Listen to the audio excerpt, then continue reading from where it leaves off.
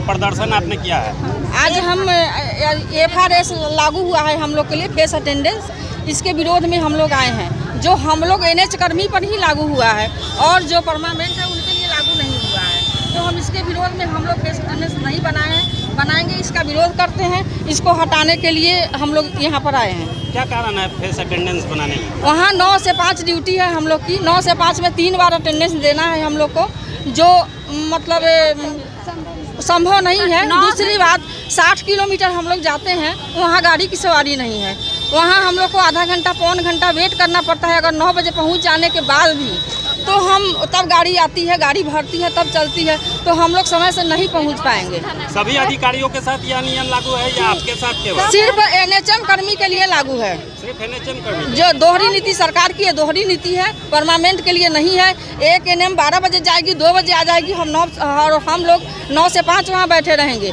वहाँ आंगनबाड़ी केंद्रों पर हम लोग को इंजेक्शन देना होता है, वहाँ पर शौचालय की व्यवस्था नहीं, पानी की व्यवस्था नहीं है, पंखा की व्यवस्था नहीं है, उस बैठने की व्यवस्था नहीं है। 9 से 5 हम लोग कहाँ रहेंगे?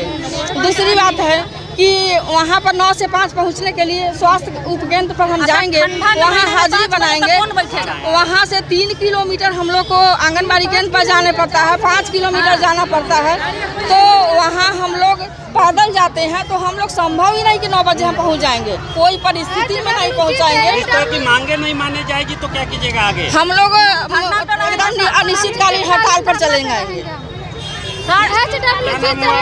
कुमारी कम्मी, क्या हुए? अध्यक्ष, जिला अध्यक्ष कि स्थानीय वैकल्पिक व्यवस्था कर लिया जाए, चूँकि वो आंदोलनरत हैं और राज्य नेतृत्व के आह्वान पर यह आंदोलन है, तो निश्चित रूप से स्वाभाविक हम लोग इस पर हमारे कर्मी काम नहीं कर पाएंगे, ड्यूटी नहीं कर पाएंगे, तो वो प्रशासनिक मुद्दा सामने आ जाएगा, तो उसके लिए हम जिम्मेवार नहीं होंगे। तो इसलिए समय रहते आप वैकल्पिक व्यवस्था कर लें।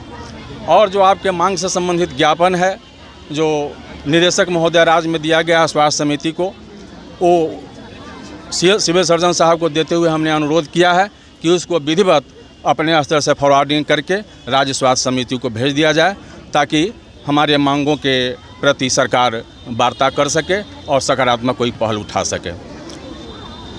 और यह आंदोलन पूर्ण रूपेण लोकतांत्रिक तरीके से है, इसमें आक्रोशित नहीं होना है।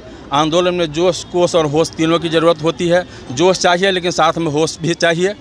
कोई अव्यवहारिक कदम आपके द्वारा नहीं उठना चाहिए, क्योंकि शांतिपूर्ण स्ट्राइक है, आपका कार्य बहिष्कार है, तो इसका भी ख्याल रखते हुए आप लोग हाजिरी बनाएं। हाजिरी बनाने के लिए एकदम है विधिवत महासंघ से भी निर्देशित है कि हाजिरी लोग बनाएंगे और हाजिरी बना करके कार्य बहिष्कार करेंगे। काम नहीं करना है, काम हमको यही मुख्य बातें हैं।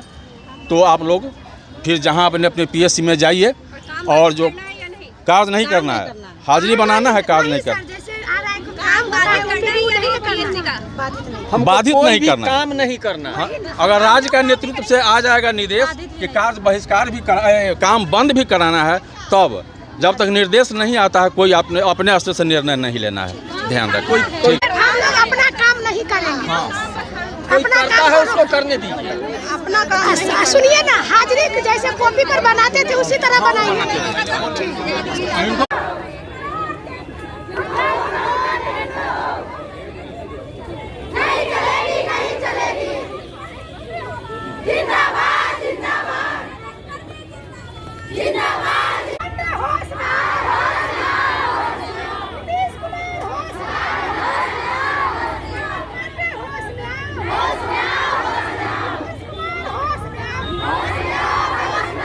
सबसे बड़ा मुद्दा FRS वापस की हम लोग का जो था, उस मांग को हम लोग जोरदार तरीके से पूरे जितने भी PSC के थे सारे कर्मी आज जितने ताकत के साथ अपना जैसे सहयोग और समर्थन दिए हैं इस कार्यक्रम के लिए, इन सारे सभी लोगों को कोटि कोटि धन्यवाद।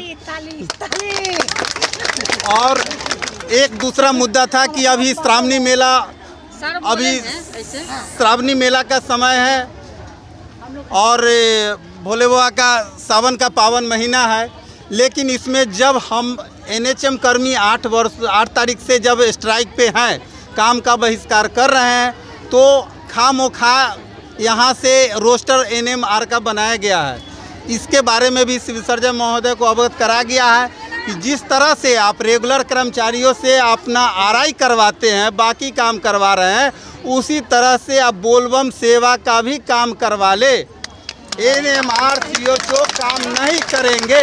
इनकलाब जिंदाबाद, इनकलाब जिंदाबाद, इनकलाब जिंदाबाद। सुन लीजिए एक मिनट। अध्यक्ष महोदय सर्जन सर से बात किए हैं कि सर हम लोग को 50-60 किलोमीटर दूरी पर जाना पड़ता है, वहाँ कोई सवारी नहीं मिलता है हम लोग को। अगर 9 बजे हम लोग पहुँच भी जाते हैं तो टेम्पू भरेगी तभी तो हम लोग जाएंगे सर, तब तक हम लेट हो जाएंगे, मेरी हाजिरी नहीं बन पाएगी। इसलिए असंभव बात है सर FRS लागू करना, इसको निरस्त किया जाए।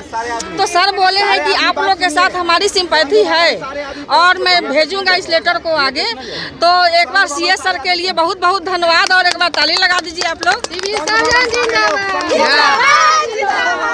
हम सारी बातों से सर को हम अवगत कराए हैं, इसके लिए सर को बहुत बहुत धन्यवाद। बस FRS बंद होगा और होगा। हम लोग अगर लगे रहे इसी तरह तो FRS बंद करना पड़ेगा सरकार को बाध्य होकर।